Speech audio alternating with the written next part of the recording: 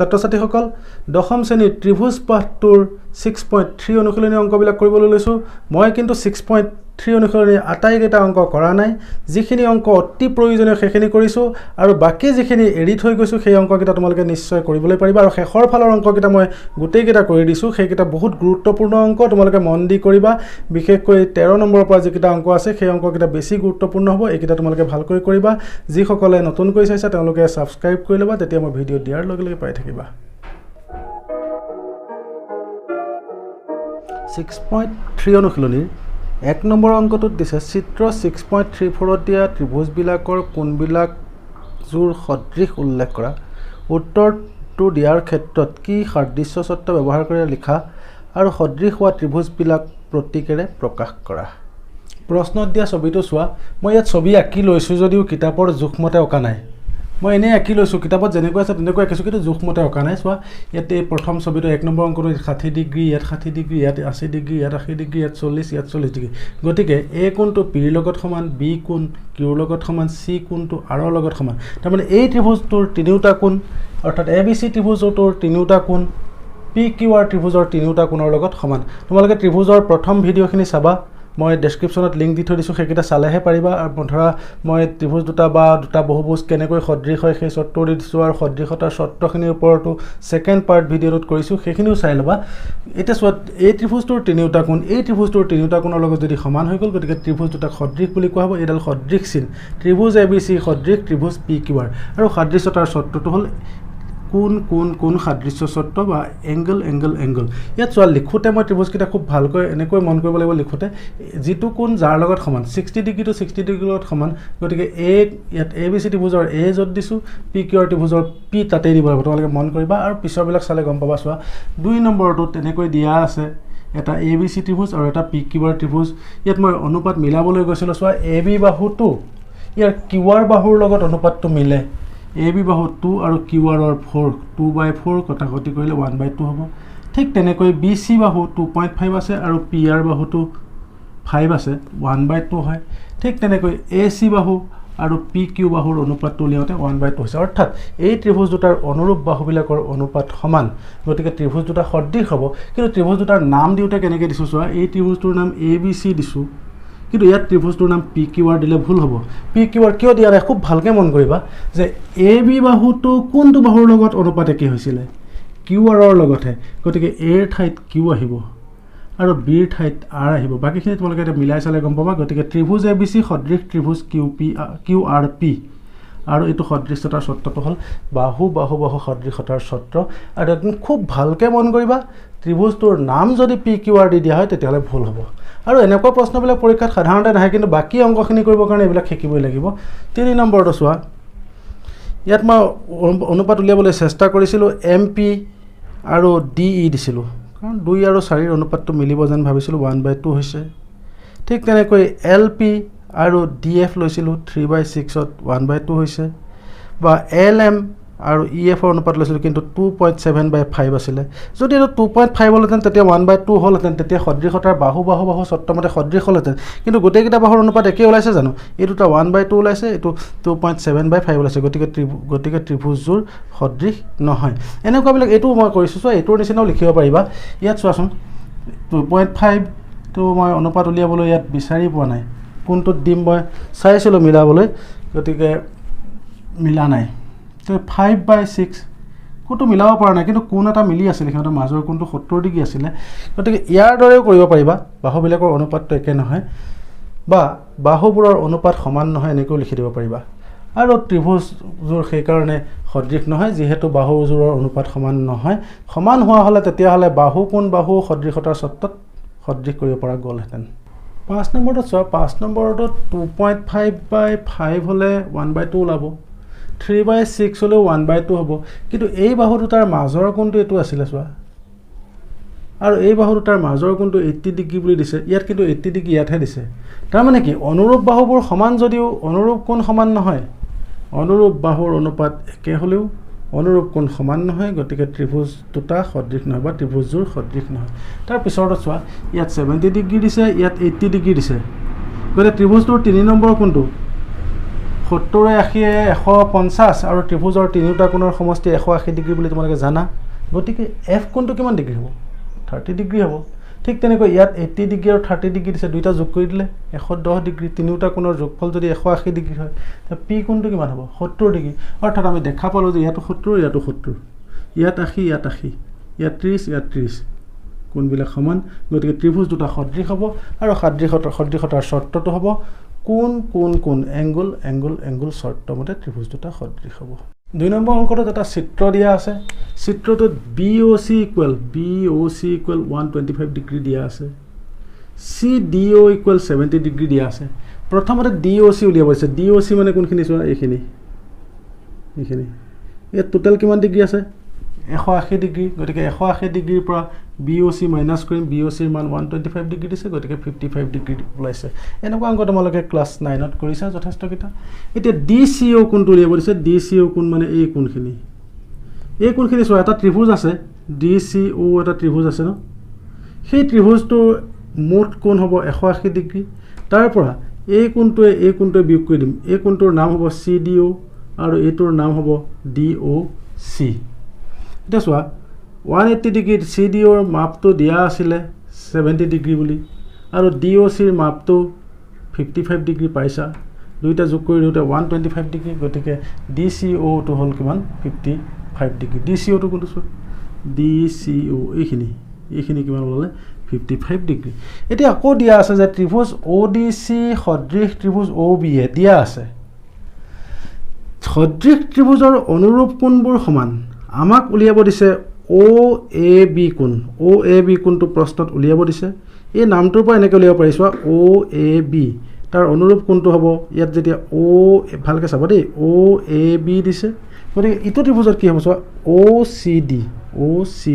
OCD কোণটো ক'ত দিয়া আছে নেকি এইটো চোৱা OCD কিন্তু তাক ইতিমধ্যে আমি DCO বুলি লিখি থৈ দিছো নামটো DCO আৰু OCD একেটাই কোণ গতিকে 55 ডিগ্ৰী হ'ব আৰু সেই কাৰণে এংগল OAB ইকুৱেল 55 ডিগ্ৰী 3 নম্বৰ অংকটোত দিছে ABCD ট্ৰেপেজিয়ামৰ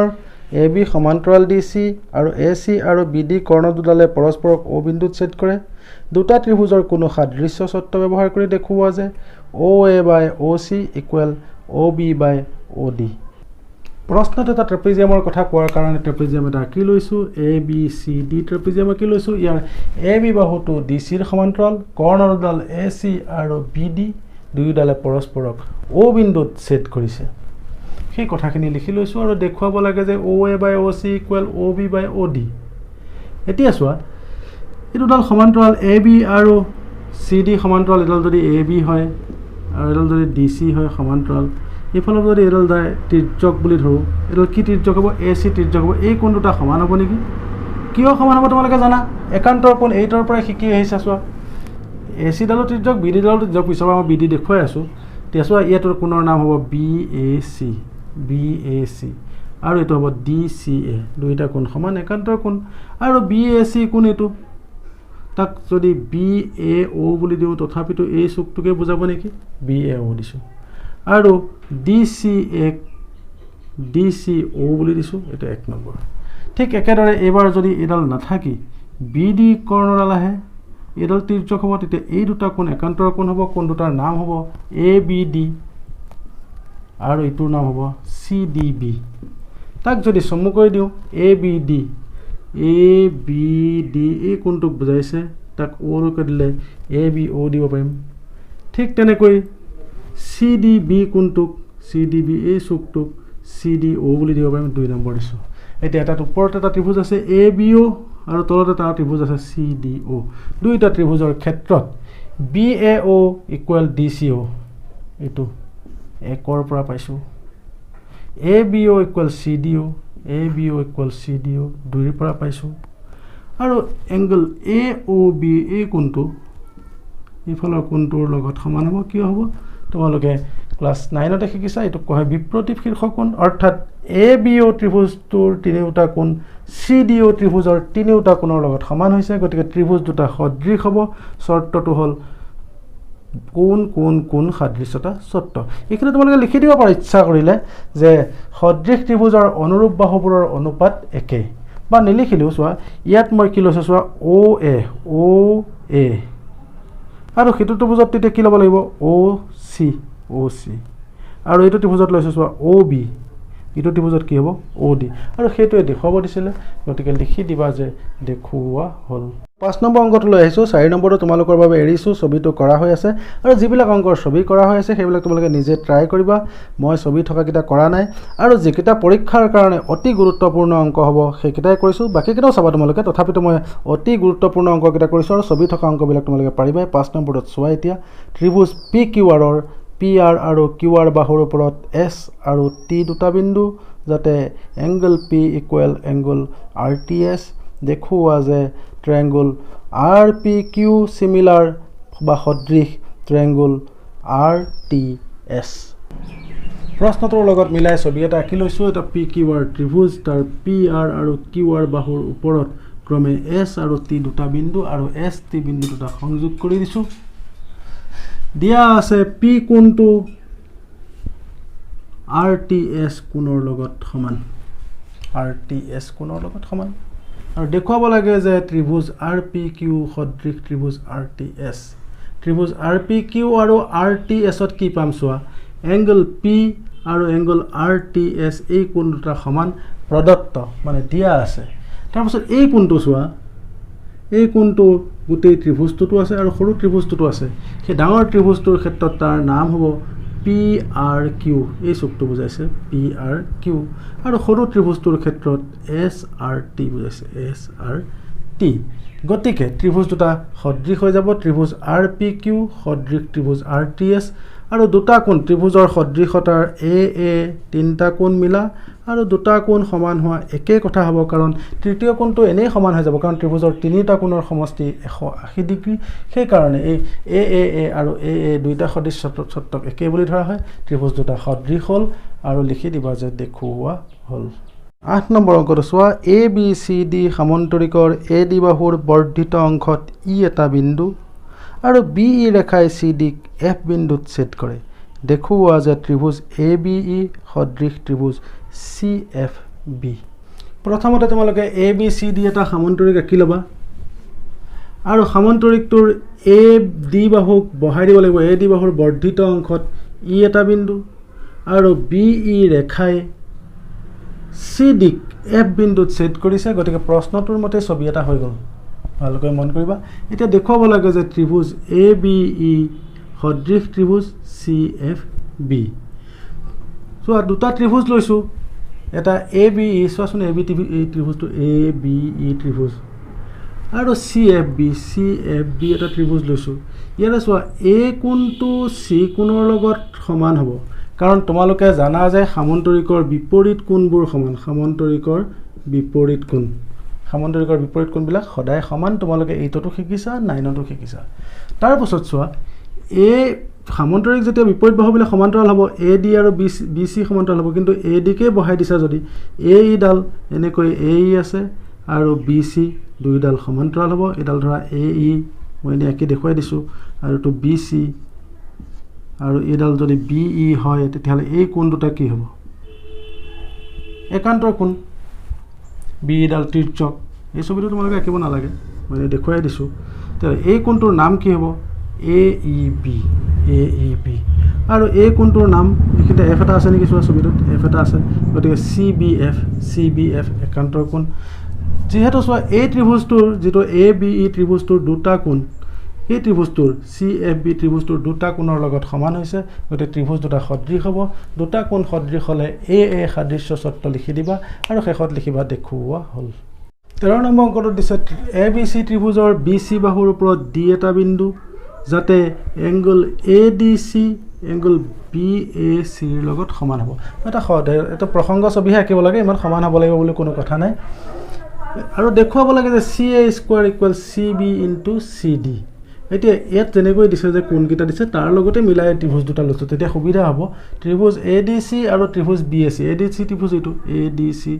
আৰু বি এ চি ত্ৰিভুজ ডাঙৰ ত্ৰিভুজটো হ'ব দুইটা ত্ৰিভুজত এ ডি চি আৰু বি এ চি দিয়া আছে চোৱা প্ৰথমতে এইটো দিয়া থকাটো পাতি লৈছোঁ প্ৰদত্ত এই এংগল চিটো দুয়োটা ত্ৰিভুজতে আছে সেইকাৰণে সাধাৰণ কোণ বুলি দিয়া যাব গতিকে এ ডি চি সদৃশ ত্ৰিভুজ বি এ চি এ সাদৃশ্য চৰ্ত দিয়া হৈছে। গতিকে চোৱা ইয়াৰ পৰা এটা কথা চাবলগীয়া হৈছে ত্ৰিভুজৰ নামকেইটা এনেকৈ মিলাই দিব লাগিব যে ইয়াৰ এই কোণটো ডাঙৰ ত্ৰিভুজটোৰ আৰু সৰু ত্ৰিভুজটোৰ ডি কোণৰ লগত সমান। গতিকে এ য'ত থাকে ইয়াত এ য'ত থাকে তাত ডি থাকিব লাগিব আৰু চি কোণটো তাৰ সমান। গতিকে চি য'ত থাকে চি ত'ত থাকিব লাগিব। তোমালোকে কথাটো ভালকৈ মন কৰিবা। এতিয়া চোৱা এই ত্ৰিভুজৰ পৰা চি এ লৈছোঁ, যিহেতু চি এ স্কোৱাৰ বনাব লাগিব ন। এই ত্ৰিভুজটোৰ পৰা চি এ লৈছোঁ, চি এ এই ত্ৰিভুজত তেতিয়াহ'লে চি বি হ'ব চোৱা তলত, আৰু চি এ স্কোৱাৰ হ'বলৈ এইটো এই ত্ৰিভুজটোৰ পৰা চি এ ল'ব লাগিব। এই ত্ৰিভুজটোৰ পৰা যেতিয়া চি এ লৈছোঁ চোৱা তলত লৈছোঁ, তেতিয়া চি এ স্কোৱাৰ হ'ব আৰু তেতিয়া এইটোত হ'ব কি চি ডি। খুব ভালকৈ মন কৰিবা। প্ৰথম ত্ৰিভুজৰখিনি ওপৰত হৈছে, পিছৰ ত্ৰিভুজৰখিনি তলত হৈছে। চোৱা C A by C B,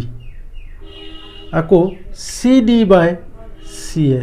এতিয়া চি এ স্কোৱাৰ হৈছে আৰু C B into C D হৈছে। এইটোৱে দেখুৱাব দিছিলে, দেখুওৱা হ'ল। একদম সহজ। কিন্তু তুমি ত্ৰিভুজ দুটাৰ পৰা এই অনুপাতটো কেনেকৈ উলিয়াবা, যে সদৃশ ত্ৰিভুজৰ অনুৰূপ বাহুবিলাকৰ অনুপাত একে কেনেধৰণে ল'বা, সেইটো খুব ভালকৈ মন কৰিব লাগিব, তেতিয়াহে সহজতে কৰিবলৈ পাৰিবা। 14 নম্বৰ অংকটোত দিছে ত্ৰিভুজ এ বি চিৰ দুটা বাহু এ বি আৰু এ চি আৰু মধ্যমা এ ডি আন এটা ত্ৰিভুজ পি কিউ আৰৰ ক্ৰমে দুটা বাহু পি কিউ আৰু পি আৰ আৰু মধ্যমা পি এমৰ লগত সমানুপাতিক। দেখুওৱা যে ত্ৰিভুজ এ বি চি সদৃশ ত্ৰিভুজ পি কিউ আৰ। প্ৰশ্নত দিয়াৰ দৰে দুটা ত্ৰিভুজ আঁকিছোঁ, এটা এ বি চি ত্ৰিভুজ আৰু আন এটা পি কিউ আৰ ত্ৰিভুজ। মধ্যমা মানে কি, এটা শীৰ্ষকোণৰ পৰা আনটো বাহুৰ মধ্যবিন্দুলৈ, ধৰা বি চিৰ মধ্যবিন্দু ডি দিয়া আছে অৱশ্যে, আৰু কিউ আৰৰ মধ্যবিন্দু এম, এই দুডাল মধ্যমা এ ডি আৰু পি এম। এতিয়া কৈছে এ বি এ চি বাহু পি কিউ পি আৰ আৰু মধ্যমা এ ডি পি এমৰ লগত সমানুপাতিক, অৰ্থাৎ A B by P Q equal A C by P R equal A D by P M. সমস্যাটো সমাধান কৰিবলৈ যাওঁতে কেইটামান অংকন কৰিবলগীয়া হৈছে। চোৱা যিডাল মধ্যমা দিয়া আছিলে এ ডিক বঢ়াই দিয়া হৈছে এ লৈ, যাতে এ ডি আৰু ডি সমান হয়। ঠিক একেদৰে পি এম মধ্যমাকো এল বিন্দুলৈ বহাই দিছোঁ, যাতে পি এম আৰু এল এম সমান হয়। কথাটো লিখিছোঁ চোৱা, এ ডি আৰু পি এমক ক্ৰমে ই আৰু এল বিন্দুলৈ বঢ়াই দিয়া হ'ল, যাতে A D equal E D আৰু P M equal L M, আৰু লগতে B E C E Q L R L সংযোগ কৰা হ'ল। এইখিনিলৈকে লিখি দিলোঁ। এতিয়া তোমালোকে চোৱা, যিহেতু এ ডি মধ্যমা, গতিকে ডি বিন্দুটো বি চিৰ মধ্যবিন্দু হ'ব, আৰু এ ডি আৰু ই ডি সমানকৈ আমি আঁকিছোঁ এই অংকন মতে, অৰ্থাৎ এ ই আৰু বি চিৰ মধ্যবিন্দু হ'ব ডি। চোৱাচোন, B D equal C D, D B চিৰ মধ্যবিন্দু, A D equal D E অংকন মতে আঁকিছোঁৱেই তেনেকৈ, অৰ্থাৎ বি চি আৰু এ ইৰ মধ্যবিন্দু ডি, আৰু এ বি ই চি চতুৰ্ভুজৰ কৰ্ণ দুডাল পৰস্পৰ সমদ্বিখণ্ডিত হয়। অৰ্থাৎ যদি এ বি ই চি এটা চতুৰ্ভুজ হয়, এইডাল কৰ্ণ এ ই আৰু বি চি দুইডাল পৰস্পৰ সমদ্বিখণ্ডিত হৈছে, কাৰণ দুইফালে সমান সমান আছে। সেয়ে এ বি ই চি এটা সামন্তৰিক। তোমালোকে জানা যে যি চতুৰ্ভুজৰ কৰ্ণ দুডাল পৰস্পৰ সমদ্বিখণ্ডিত হয়, সেই চতুৰ্ভুজটো এটা সামন্তৰিক হয়। তো সামন্তৰিকৰ বিপৰীত বাহুবিলাক সমান, সেইকাৰণে চোৱা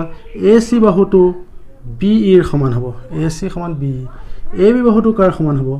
চি ইৰ সমান হ'ব, সামন্তৰিকৰ বিপৰীত বাহু বুলি লিখি দিছোঁ। ঠিক একেদৰে এইটো যেনেকৈ এ বি ই চি এটা সামন্তৰিক প্ৰমাণ কৰিলা, পি কিউ এল আৰু এটা সামন্তৰিক প্ৰমাণ হৈ যাব। একেধৰণৰ কথাবিলাক একেটা অংকতে দুবাৰ লিখিব নালাগে, সেইকাৰণে লিখিছোঁ। সেইদৰে পি কিউ এল আৰ এটা সামন্তৰিক, আৰু সামন্তৰিক যদি হয় পি কিউডাল কাৰ সমান হ'ব, এল আৰৰ, পি আৰডাল কাৰ সমান হ'ব, কিউ এলৰ। লিখি দিছোঁ চোৱা। এতিয়া দিয়া আছিলে এইখিনি চোৱা, A B by P Q, A C by P R আৰু A D by P M. A B by P Q ঠিকে ৰাখিছোঁ, এ চিৰ সলনি যিহেতু এ চি ইকুৱেল বি আছে বি দিছোঁ, ঠিক তেনেকৈ পি আৰ আছিলে পি আৰৰ ঠাইত কিউ এল দি দিছোঁ। আৰু ইয়াত দুই এটা দি দিব পাৰি, অনুপাত যেতিয়া দুই দুটা কটাই দিব পাৰি, কিন্তু মই ইয়াক এনেকৈ বনাব বিচাৰি আছোঁ। এইটো এ ই এ ই আৰু এইটো হ'ব P L, twice A D মানে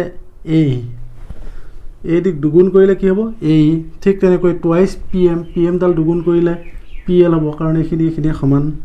এতিয়া চোৱা A B by P Q, ছবিত বিচাৰা এ বি বাই পি কিউ এডাল, B E by Q L, B E by Q L, লগতে এ E by P L, A E by P L, এই অনুপাতকেইটা সমান হৈছে।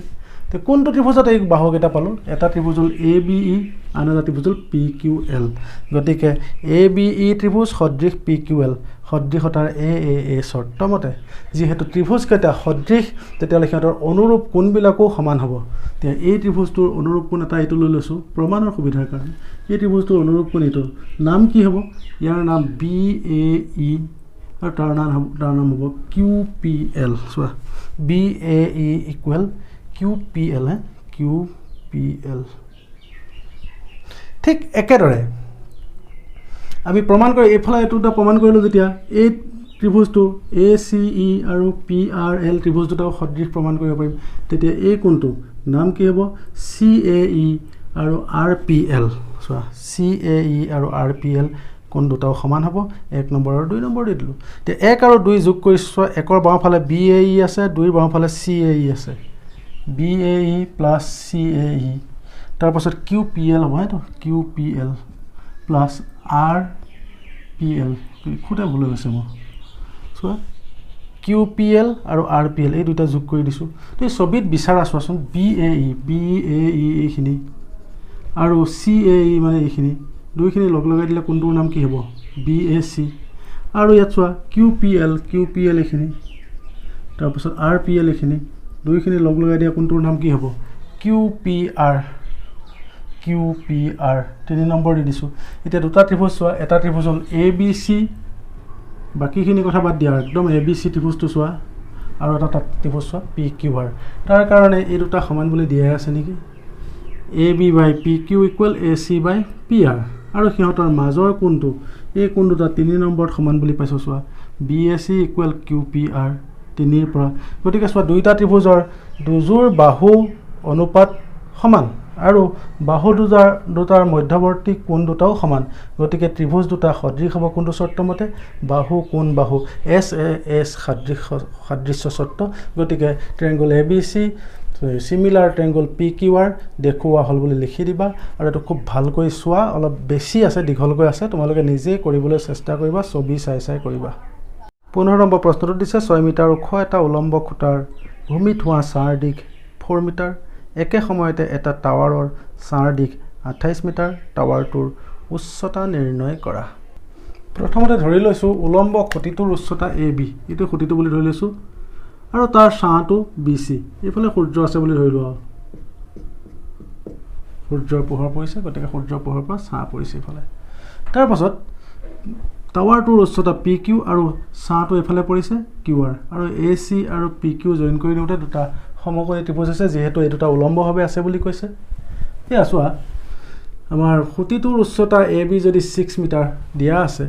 আৰু ছাঁৰ দিশ 4 মিটাৰ আৰু টাৱাৰটোৰ ছাঁৰ দিশ 28 মিটাৰ বুলি দিছে এতিয়া দুটা ত্ৰিভুজ পাইছোঁ এটা ত্ৰিভুজ হ'ল ABC আৰু আনটো হ'ল ত্ৰিভুজ PQR দুইটা ত্ৰিভুজৰ সদৃশ প্ৰমাণ কৰিব লাগিব কিবা এটা বুদ্ধি কৰি চোৱা এই কোণ দুটা 90 ডিগ্ৰী হ'বই যেহেতু উলম্বকৈ থাকিব টাৱাৰটো বা খুঁটিটো যিয়ে নহওক angle B equal angle Q equal 90 degree তাৰপাছত চোৱা এংগল ACB আৰু এংগল PRQ তোমালোকে এই কথাটো মনত ৰাখি ল'বা যেটো এনেকৈ যদি ওপৰলৈ চাওঁ যিকোনো বিন্দুৰ পৰা ওপৰলৈ চাওঁ একেটা সময়ত সূৰ্যলৈ চাওঁ তেতিয়াহ'লে সেইটো উত্থন কোণ বুলি কোৱা হ'ব এই বিন্দুৰ পৰা সূৰ্যলৈ যদি পোনাই দিয়া যায় এই কোণটো ভূমিৰ লগত কৰা কোণ এই কোণ দুটা সমান হ'ব মানে একে সময়ত উত্থন কোণটো সমান হয় কাৰণ সূৰ্যৰ অৱস্থানটো বেলেগ হৈ থাকে পৃথিৱীৰ সাপেক্ষে যেতিয়া একেটা সময়তে হয় উত্থন কোণটো একে হয় তোমালোকে ত্ৰিকোণমিতিৰ প্ৰয়োগ বা কিছুমান প্ৰয়োগ আছে যে সেই চেপ্টাৰটো উত্থন কোণ আৰু পতন কোণৰ বিষয়ে শিকিবা বৰ্তমান উত্থন কোণ বুলি জানি থৈ দিয়া এই উত্থন কোণবিলাক সদায় সমান হয় একেটা সময়ত গতিকে angle ACB equal angle PRQ হ'ল ত্ৰিভুজ দুটা সদৃশ হ'ব কাৰণ ত্ৰিভুজ দুটাৰ এজোৰ কোণ সমান আৰু AA সাদৃশ্য চৰ্তমতে ত্ৰিভুজ দুটা সদৃশ হ'ব আৰু ত্ৰিভুজ দুটা যদি সদৃশ হয় ইয়াৰ পৰা AB by PQ আৰু ইয়াত BC by QR আন এটা পাম AC by PR পাম কিন্তু সেইটো দৰকাৰ নাই এইটো অংকত সেইকাৰণে লিখা নাই তেতিয়া চোৱা AB ৰ ঠাইত 6 দিছোঁ PQ টো নাই PQ BC ৰ ঠাইত 4 QR ৰ ঠাইত 28 বৰ্গপূৰণ কৰোঁতে 4PQ ইকুৱেল 6 × 28 এবাৰ PQ উলিয়াব যাওঁতে 4ৰে হৰণ কৰিবলগীয়া হৈছে 4টো 28ত যাব 7 বাৰ 6 7 গুণ 42 মিটাৰ গতিকে টাৱাৰটোৰ উচ্চতা হ'ব 42 মিটাৰ 16 নম্বৰ অংকটো চোৱা ABC আৰু PQR ত্ৰিভুজ দুটাৰ মধ্যমাক্ৰমে AD আৰু PM যদি ত্ৰিভুজ ABC সদৃশ ত্ৰিভুজ PQR তেন্তে প্ৰমাণ কৰা যে AB by PQ equal AD by PM ABC আৰু PQ ৰ দুটা ত্ৰিভুজ আঁকিছোঁ ABC ৰ মধ্যমা AD মধ্যবিন্দু তাৰমানে BC ৰ মধ্যবিন্দু D আৰু PQ এটা ত্ৰিভুজ তাৰ PQ ৰ মধ্যবিন্দু হ'ল M গতিকে PM মধ্যমা প্ৰমাণ কৰিব লাগে যে AB by AD equal PQ by AB by PQ equal AD by PM এই ত্ৰিভুজ দুটা সদৃশ বুলি দিয়া আছে ABC আৰু PQ ৰ ত্ৰিভুজ দুটা সদৃশ বুলি দিয়া আছে তোমালোকে জানা যে সদৃশ ত্ৰিভুজৰ অনুৰূপ বাহুবিলাকৰ অনুপাতটো একে গতিকে AB বাই PQ AC বাই PR আৰু BC বাই QR সমান হ'ব এক নম্বৰ দিছো লগতে B কোণটো Q কোণৰ লগত সমান হ'ব আটাই সদৃশ ত্ৰিভুজৰ আটাইকেইটা কোণে এটা ত্ৰিভুজৰ আটাইকেইটা কোণ আনটো ত্ৰিভুজৰ আটাইকেইটা কোণৰ লগত সমান কিন্তু প্ৰমাণৰ সুবিধাৰ কাৰণে আমাক B আৰু Q হে লাগে সেই কাৰণে B আৰু Q দি লৈছো 2 নম্বৰ দিছো 1 আৰু 2 তে D আৰু M ক্ৰমে BC আৰু Q ৰ মধ্যবিন্দু তে D টো যদি BC ৰ মধ্যবিন্দু BD ক যদি দুগুণ কৰি দিও তেতিয়া BC হ'ব twice BD equal BC ঠিক তেনেকৈ M টো যদি Q ৰ মধ্যবিন্দু তেতিয়ালে twice QM equal QR তাৰ মানে QM টোক দুগুণ কৰিলে QR পাম তে 1 ৰ পৰা পাম সো 1 ত সো AB বাই PQ ইকুৱেল BC বাই QR এই দুটাই লৈছো তো দৰকাৰ নাই গতিকে এটো লৈছো সো AB বাই PQ BC বাই QR BC ৰ সলনি দিছো twice BD আৰু QR ৰ সলনি দিছো twice QM দুটা কেনসেল হৈ গৈছে তেতিয়া হলে AB বাই PQ আৰু BD বাই QM হৈছে সো AB বাই PQ আৰু BD বাই QM লগতে মাজৰ কোণ দুটা সমান আছে সো 2 নম্বৰ গতিকে 2 আৰু 3 ৰ পৰা পাম যে ত্ৰিভুজ ABD সদৃশ ত্ৰিভুজ PQM বাহু কোণ বাহু সাদৃশ্য শৰ্তমতে এটা ত্ৰিভুজ দুটা যদি সদৃশ হৈ গল সিহঁতৰ অনুৰূপ বাহুবিলাকৰ অনুপাতটো সমান হ'ব যেতিয়া আমাক যেটো উলিয়াব দিছে সেইটো ওলাই যাব সোৱা এই ত্ৰিভুজ দুটা ABD ত্ৰিভুজ আৰু PQM ত্ৰিভুজ দুটা সদৃশ গতিকে AB বাই PQ যদি দিও আৰু AD বাই PM হ'ব সোৱা AB by PQ